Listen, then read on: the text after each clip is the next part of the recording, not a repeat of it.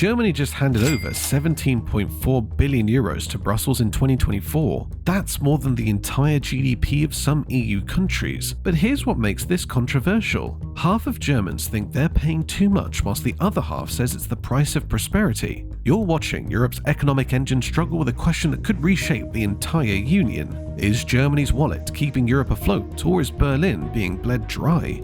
This isn't about spreadsheets and budget lines. This is about whether the European project survives when its biggest contributor starts questioning the bill.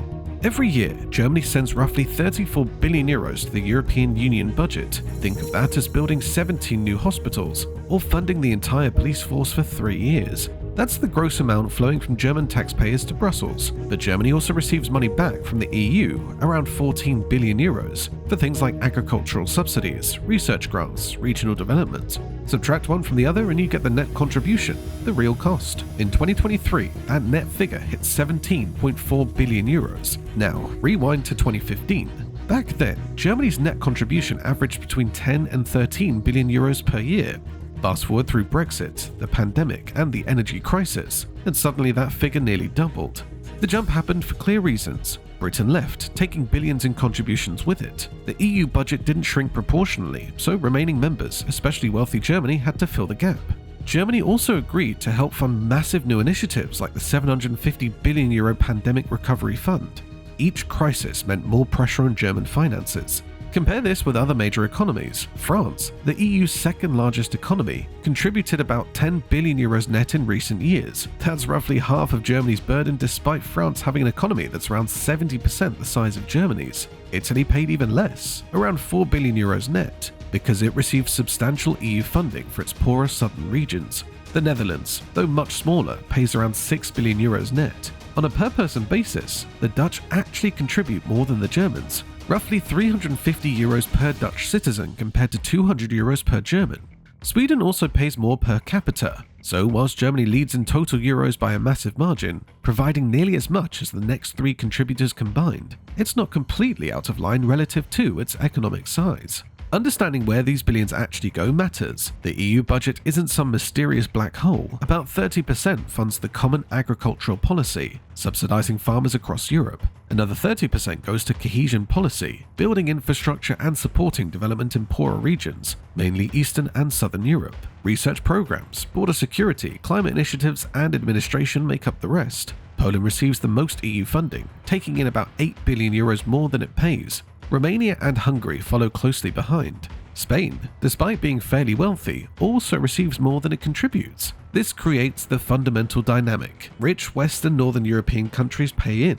Poorer Eastern and Southern countries receive funds. The money flows from wealthy to developing regions. Germany, as the wealthiest large economy, naturally sits at the top of the pay list. The system is designed to be redistributive, spreading prosperity across the continent. But here's where fairness becomes subjective. Germans see billions leaving, whilst Greeks or Poles see necessary support for catching up economically. The German government makes a bold claim. Germany is not a net contributor to Europe, but a net winner from Europe. Sounds contradictory when we just established Germany pays 17 billion euros more than it receives, right? The explanation lies beyond simple budget accounting. Germany's economy thrives because of EU membership in ways that dwarf the financial contribution. Start with trade. Roughly 60% of German exports go to other EU countries. That's everything from Mercedes cars to Siemens turbines to pharmaceuticals. The EU single market eliminates tariffs, reduces red tape, and creates seamless trade across 27 countries with 450 million consumers. German businesses save billions annually by not dealing with customs checks, different product standards, or currency exchange risk in the Eurozone. Remove these advantages, and German exports would cost more, sell less, and face barriers at every border. German officials calculated the single market boosts Germany's economy by 132 billion euros every year. Read that again, 132 billion euros in gains versus 17 billion in contributions. That's nearly 8 times more benefit than cost. Another study by EU economists found the single market raised Germany's GDP by 4.45%, equivalent to 185 billion euros annually. These aren't small margins, they're transformative advantages. German workers earn higher wages because German companies export more. German tax revenues rise because businesses profit more. The entire German economic model depends on unfettered access to European markets. Consider the euro currency. Germany shares the euro with 19 other countries. Because the euro reflects the average eurozone economy, not just Germany's stronger economy, the euro trades weaker than a theoretical German-only currency would. This makes German products cheaper for foreign buyers, essentially giving German exporters a built-in competitive advantage. Germany runs massive trade surpluses partly because of this. If Germany still used the Deutschmark, the currency would be stronger and German exports would cost more, reducing sales and profits. Labor mobility adds another dimension. Germany faces demographic challenges, an aging population and workforce shortages. EU freedom of movement lets German hospitals hire Spanish doctors. German factories employ Polish engineers. German tech firms recruit Italian programmers. This flow of skilled workers fills gaps that would otherwise limit economic growth. Millions of EU citizens work in Germany, contributing to social security and taxes whilst keeping key sectors running. Infrastructure investments funded by the EU often benefit German companies. When Brussels provides grants to build highways in Poland or ports in Greece, German construction firms frequently win the contracts. When EU money funds digital infrastructure in Romania, German technology suppliers often provide the equipment. The money flows through the EU budget but circles back to German businesses. This indirect return rarely appears in net contribution calculations but represents real economic gains. Inside Germany, this debate splits along stark political lines. Mainstream parties, the centre-right Christian Democrats, centre-left Social Democrats, Greens, and liberal Free Democrats all defend Germany's contributions as worthwhile. They argue the benefits outweigh costs and that European solidarity serves German interests. Former Foreign Minister Sigmar Gabriel wrote a pointed essay calling the narrative of German as overburdened payer completely false. He emphasized that Germany profits enormously from the EU and that contributions should be seen as investments in Germany's own prosperity. Chancellor Olaf Scholz echoes this view. His government published materials highlighting the €132 billion annual gain, directly countering claims that Germany loses money to Brussels. The message is clear: stop thinking about budget lines and start thinking about economic reality. European integration has made Germany wealthy, and maintaining that system requires financial commitment. But populist opposition tells a different story. The Alternative for German Party, known as AfD, focuses relentlessly on raw contribution figures. AfD leader Alice Weidel tweeted in 2021 that Germany paid almost €20 billion whilst France paid roughly half that amount, framing this as unfair burden sharing. Fact-checkers confirmed her numbers were technically accurate for that year, but noted she completely ignored the economic benefits Germany receives. The AfD's narrative is simple. German taxpayers fund other countries while German needs go unmet. They tap into genuine frustration about rising costs at home and suggest leaving the EU, or at least the euro, could save Germany billions. This political divide matters because the AfD's support has grown significantly. Polling in recent years puts them around 20% nationally, making them a major force. Whilst they can't form government due to other parties refusing to work with them, their presence pulls political discourse rightward and forces mainstream parties to address concerns about EU costs more directly. The AfD literally began as an anti-Euro, anti-bailout party in 2013, founded explicitly to expose Germany's financial support for struggling Eurozone countries. Opposition to EU spending is their founding principle.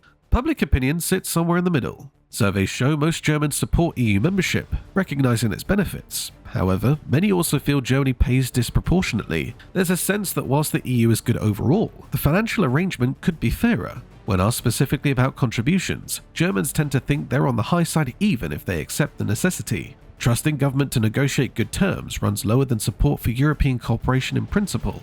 The political establishment walks a tightrope. They must show domestic voters that Germany isn't writing blank checks while simultaneously demonstrating solidarity with European partners. This balancing act becomes harder during crises when demands for German money intensifies. How do other Europeans see Germany's role? Opinions vary dramatically based on whether countries receive or contribute funds. In Poland, government-friendly media actually highlighted Germany's economic gains to justify continued German contributions. Polish sources pointed out that Germany earns 5 times what it pays through single market access, essentially arguing Germany shouldn't complain. For Poland and other Eastern European countries, German money flowing through EU budgets has built infrastructure, modernized economics, and created opportunities. They view it as Germany fulfilling its responsibility as Europe's strongest economy. Greece presents a complicated case. During the 2010s debt crisis, Germany played hardball, demanding strict austerity and reforms in exchange for bailout loans. Greek public opinion towards Germany soured dramatically. Many Greeks saw Germany as imposing harsh conditions despite benefiting from Greek membership in the euro. German banks had lent heavily to Greece and stood to lose billions if Greece defaulted. So German bailouts also protected German financial interests. Greek media sometimes portrayed Chancellor Merkel as a stern taskmaster, forgetting that Germany was risking tens of billions to prevent Greek bankruptcy. The narrative became, Germany helps but demands too much in return. Southern European countries like Italy and Spain appreciate German support during crises, particularly the 2020 Pandemic Recovery Fund. Italy received substantial grants from that program, shifting it from net contributor to net recipient. Spanish leaders also welcomed German agreement to joint EU borrowing, seeing it as long overdue solidarity. However, they also remember Germany's historical resistance to such measures and sometimes view German generosity as reluctant rather than genuine. Other net contributors, the Netherlands, Austria, Denmark, and Sweden, form an informal group sometimes called the Frugal Four or Frugal Five. They share Germany's concerns about rising EU spending and often align with Germany in budget negotiations. However, they sometimes worry Germany will break ranks and agree to expensive new programs under French or Southern pressure. The Dutch in particular maintain firm opposition to permanent joint debt or unlimited transfers. They count on Germany to hold the line on fiscal discipline. When Germany agreed to the Pandemic Recovery Fund in 2020, the Frugals were caught off guard and had to negotiate hard for limits and rebates. France occupies a unique position. As Germany's closest EU partner and second largest economy, France both cooperates and competes with Germany. French leaders want German financial commitment to EU projects, but resist German dominance in decision-making. France tends to favour more EU spending on strategic initiatives, defence, technology, whilst Germany traditionally prefers budget restraint. The French also guard their defence industry jealously and sometimes see German money as a way to fund common European projects without France bearing full costs. EU institutions themselves avoid publicly discussing individual countries' contributions in ways that fuel nationalism. The European Commission emphasises that net balances are crude measures that ignore broader benefits. When asked directly about Germany's situation, Commission officials typically respond that all members benefit from integration and that focusing solely on budget flows would be misleading. They fear stoking resentment on either side, German voters feeling exploited or recipient countries feeling like beggars. Germany's financial role extends beyond regular budget contributions into crisis management. During the Eurozone debt crisis from 2010 to 2015, Germany became the principal backer of rescue packages for Greece, Ireland, Portugal, Spain, and Cyprus. These weren't grants, but loans, channeled through special facilities like the European Financial Stability Facility and later the European Stability Mechanism. Germany's share of the ESM is roughly 27%, the largest of any member. This means when the ESM lends money to distressed countries, Germany backs more than a quarter of it. For Greece alone, total bailout loans exceeded 200 billion euros. Germany's exposure through various mechanisms reached around 60 to 70 billion euros. These were loans expected to be repaid with interest, not gifts. Indeed, countries like Ireland and Portugal have repaid their bailouts in full, but the risk was significant. If Greece had defaulted completely, German taxpayers would have absorbed losses in the tens of billions. That risk and the political controversy of bailing out countries perceived as fiscally irresponsible created enormous backlash in Germany. It literally birthed the AfD party. Germany insisted on strict conditions for bailouts, budget cuts, tax reforms, labour market changes. This conditioning made Germany unpopular in recipient countries but reflected German belief that solidarity must be conditional on responsible behaviour. Berlin's message was, "We'll help, but you must fix the problems that caused this crisis." Critics accused Germany of imposing unnecessary austerity that deepened recessions, whilst defenders argued without reforms, the aid would be wasted. The pandemic brought a new type of crisis response. In 2020, facing historic economic shock, EU leaders agreed to the Next Generation EU Recovery Fund, 750 billion euros financed by joint EU borrowing. This was groundbreaking because Germany had long opposed collective debt. Chancellor Merkel, working with French President Macron, championed this one-time measure as necessary to prevent economic collapse and political fracture. The fund provides grants and loans to member states for recovery and resilience programs. Italy, Spain, and Poland are the biggest beneficiaries. Germany's contribution to repaying this debt will be substantial, roughly matching its share of the EU economy, around 25%. Since Germany receives only a small grant allocation from the fund, while southern and eastern European countries receive more, Germany is effectively subsidizing their recovery. German officials justify this by pointing out that keeping European economics stable ultimately benefits German exporters. A prosperous Italy buys more German goods. A growing Poland provides markets for German companies. The interconnected European economy means Germany's fate is tied to its neighbors. However, Germany drew a firm red line. Next generation EU must be temporary. German leaders repeatedly stated this was a one-off emergency measure, not a precedent for permanent joint borrowing or a fiscal union. Berlin fears that if EU debt becomes routine, German taxpayers could be permanently on the hook for spending decisions made by others. The German Constitutional Court allowed the measure but signaled it would scrutinize any expansion of EU fiscal integration. This reflects underlying German wariness about unlimited financial commitments. The war in Ukraine added new demands. Germany supported EU aid packages to Ukraine, including a proposed €50 billion facility for 2024 to 2027. Germany also contributes heavily to EU mechanisms that reimburse member states for military aid to Ukraine. This adds to Germany's financial burden, but are framed as necessary for European security. Still, with Germany's own economy struggling, recession in 2023, growth stagnant in 2024, domestic pressure builds to limit new spending commitments. So is Germany's burden fair or excessive? The answer depends entirely on how you frame the question. In absolute euros, Germany pays far more than anyone else, nearly double the next largest contributor. That's undeniable. For someone looking at the headline figure of 17 to 20 billion euros annually, it seems like massive expense, enough to fund major domestic priorities. But relative to Germany's economy, the contribution is under 0.6% of gross national income. That's significant, but not crippling.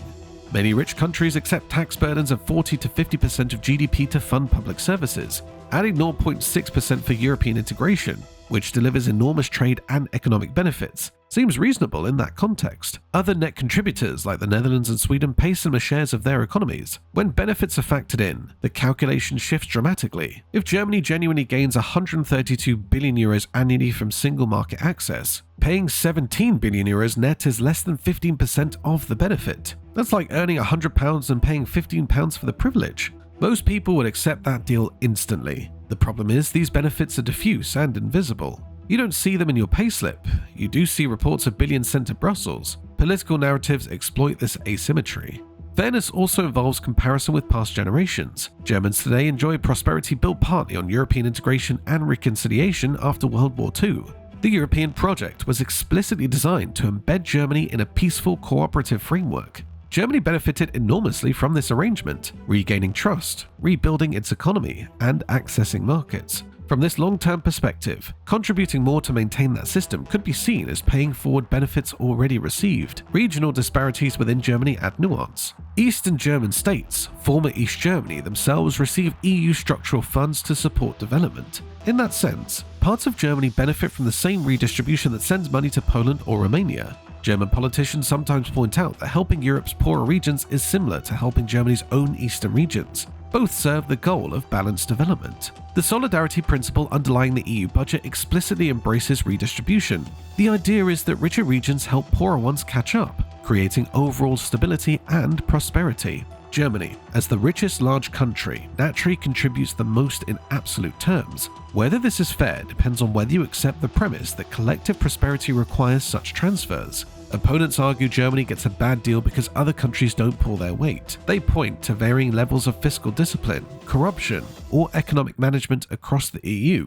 Why should Germany pay for others' mistakes or inefficiency? This view sees German contributions as rewarding bad behavior rather than fostering solidarity. Supporters counter that the whole point of the EU is to overcome such divisions. Yes, some countries manage finances better than others, but integration creates common interests that transcend these differences. Germany thrives when its neighbors thrive. Investments in Polish infrastructure create markets for German goods. Support for Italian recovery preserves Eurozone stability that protects German savings. From this perspective, transfers aren't charity but enlightened self-interest. Looking ahead, Germany faces pressures from multiple directions. Upcoming EU budget negotiations for 2028 to 2034 will test Germany's willingness to maintain current contribution levels. Germany has already signaled reluctance to increase the budget as a share of economic output. With domestic fiscal pressures, recession concerns, and infrastructure needs at home, Berlin wants to prioritize spending on new challenges like defense and Ukraine rather than simply expanding the overall pot.